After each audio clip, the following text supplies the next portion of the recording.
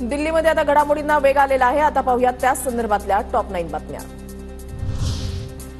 दोन बाबू ठरवणार देशाचा पंतप्रधान नितीश कुमार आणि चंद्रबाबू नायडू।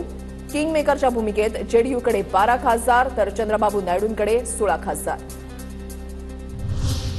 नितीश कुमार आणि चंद्रबाबूंचे एनडीएवर दबाव तंत्र आहे का? मोदींकडे दोन्ही बाबू लोकसभा अध्यक्षपदाची मागणी करणार, सूत्रांची माहिती।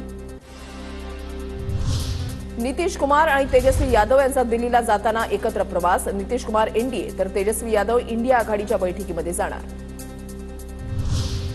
चंद्रबाबू नायडू आणि सपाचे अखिलेश यादव यांची दिल्लीमध्ये भेट होणार। नायडूंशी संपर्क साधण्याची जबाबदारी अखिलेश यादव यांच्यावर। एनडीएची आज दुपारी 4 वाजता बैठक। पंतप्रधान नरेंद्र मोदी यांच्या निवासस्थानी होणाऱ्या बैठकीला एनडीएचे सर्व घटक पक्ष उपस्थित राहणार। मुख्यमंत्री एकनाथ शिंदेही हजेरी लावणार।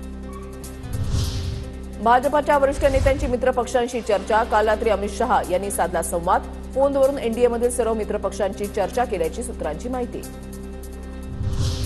आज संध्याकाळी इंडिया आघाडीची दिल्लीमध्ये बैठक। मल्लिकार्जुन खरगे यांच्या घरी पार पडणार बैठक।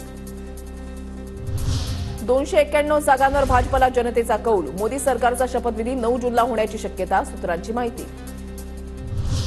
चंद्रबाबू नितीश कुमार मोदींसोबत जातील असं मला वाटत नाही। भाजपला सरकार बनवण्याचा अधिकार पण आमच्याकडेही आकडा आहे, संजय राऊतांचं विधान। चंद्रबाबू नायडू आणि नितीश कुमार हे लोकशाहीचे रखवालदार आहेत पहिल्यापासून। भारतीय जनता पक्षानं आणि त्यांच्या काही नेत्यांनी चंद्रबाबूचाही कसा छळ केला हे चंद्रबाबू विसरलेले नाहीत। त्यांच्या बोलण्यातून ते दुःख आम्ही समजून घेतो अनेकदा। आणि नितीश कुमार हे लोकशाहीच्या संदर्भात अनेकदा त्यांच्या भूमिका स्पष्ट आहेत।